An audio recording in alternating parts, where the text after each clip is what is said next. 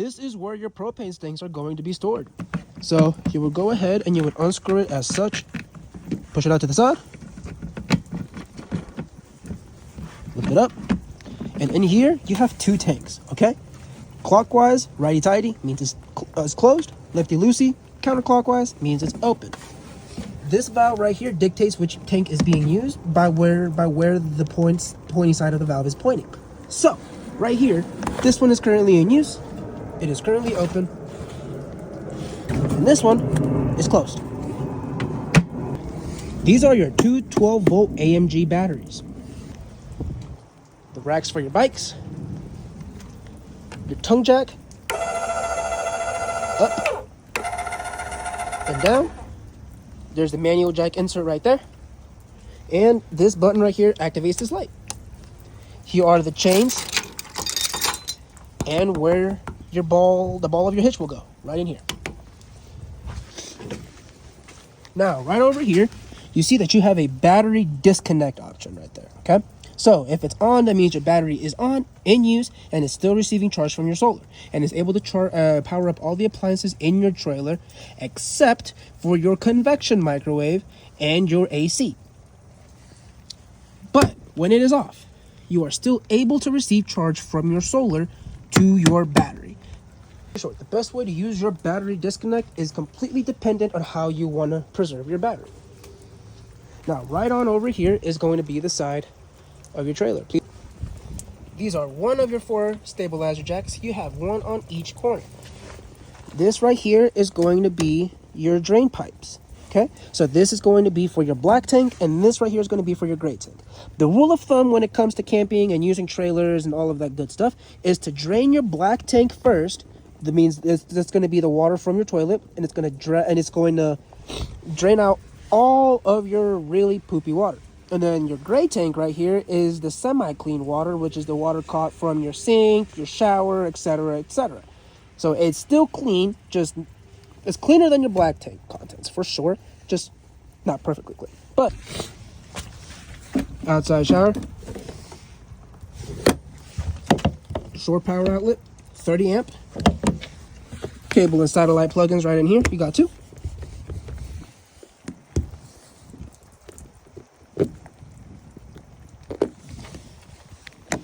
City Water Connect, and your antifreeze inlet, okay? So city water connection, if you are at a campsite and you have a city water source, you can go ahead and plug that bad boy right in there. The main thing I need to tell you though is that you do need a water regulator for this, because the water pressure at most campgrounds are way too high, that well beyond what your trailer is able to maintain. So please regulate the pressure to about 40 to 45, and that will do you wonders with that city water connection. And the antifreeze inlet, whenever you are ready to put your unit into winterization mode, you will stick the inlet from the tube, your antifreeze gallon, into here, and then you will go ahead and turn on your water pump, and you will pump the antifreeze through your entire trailer, and that will get it ready for storage / winterization.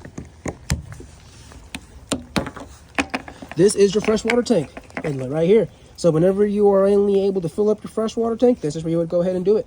A garden hose does the trick. Hot water heater. So, this is your anode rod. This anode rod is meant to catch all the sediment at the bottom of your hot water tank. You do not need to switch this out up until you get to the very center of that rod, or you see the rod from the outside due to the erosion. Okay? And this is the pressure relief valve for your hot water tank right here. So, for your storage, propane line, bag of goodies, stairs that lead up to the top of your roof, your awning, side storage, where you are able to dock your griddle, and there is the liquid propane connect right here, so that you can go ahead and hook up that propane line that was in that rear storage, have a grill or your griddle hooked up to it, and you can go ahead and use the propane from your 2 propane tanks to power those appliances up. Outside plug-in, and your furnace exhaust. So thankfully you already have a mud dauber screen for it, so you don't need to worry about the circumstances of wasps and specifically mud daubers, going into your furnace and cracking your boiler wheel by building their nests in there. And this right here is going to be your door holder. That goes like that. And door handle, lift it up. You can just lift it up and you're able to move it. And last but not least, outside speaker system. Well, now last but not least, portable solar plug-in right here on the side, already automatically connects to your solar controller panel on the inside.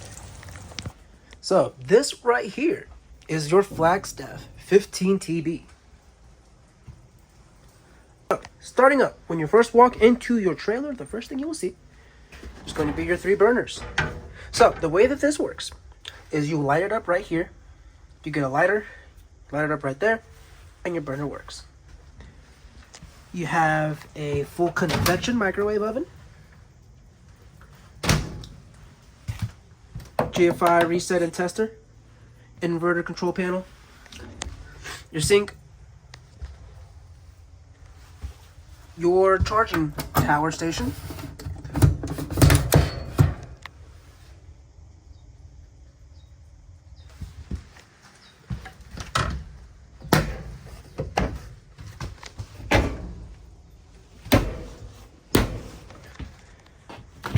this right here is going to be your shower and bathroom area.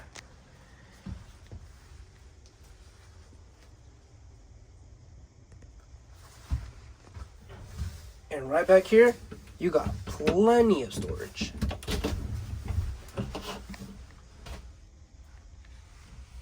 Plenty.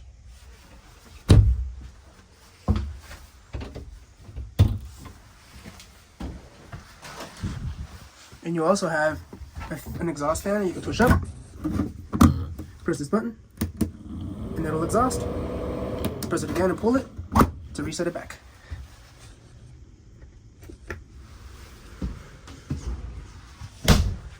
Over here is going to be your refrigerator.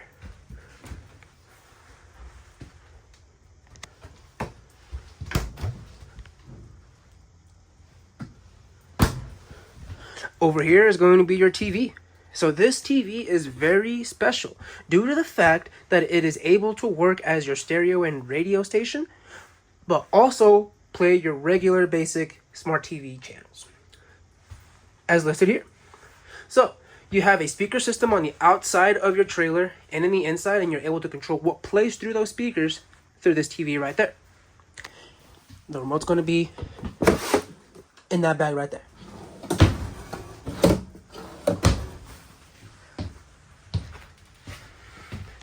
This is going to be how you control the temperature in here. So right now I have it set to 70 in heat, but if you ever want to change it, you just press the button again, and you'll see it blinking right there. You just change it to the option that you'd like.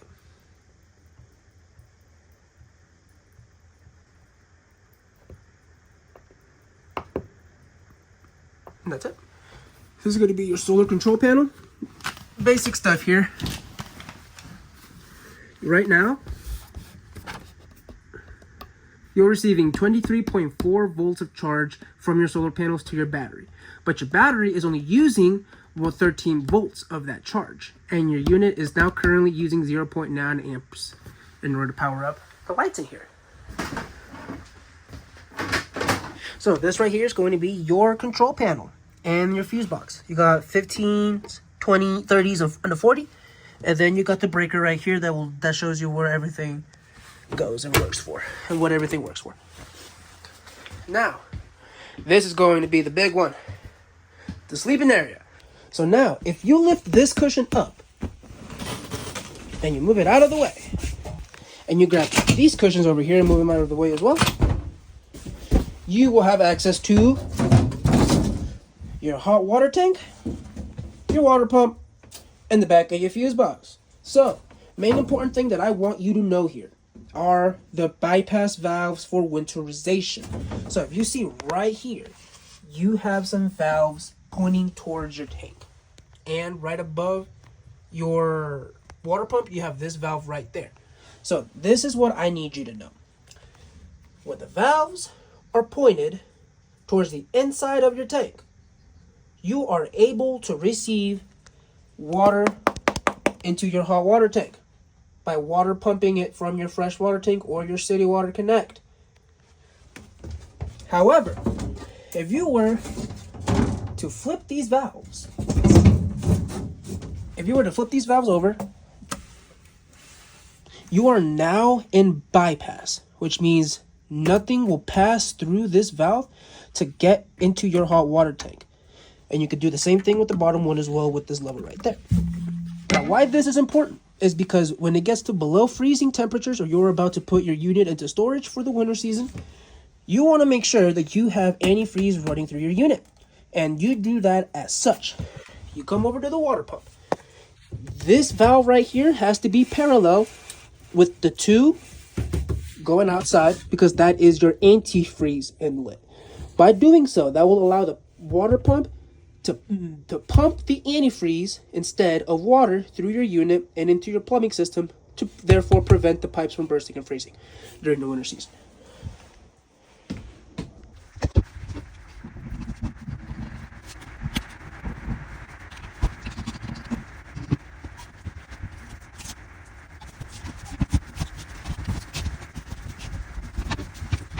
And last but not least, I want to show you your control panel here. So, your control panel is going to show you your battery level. You can see it right here. It's charged, good, fair, or low. Then it'll also show you the levels of your tanks, fresh, gray, and black. And you're able to control your water heater to be off of propane or electric right off through here. These lights control the inside. These lights control your awning lights. And this light controls this one right here.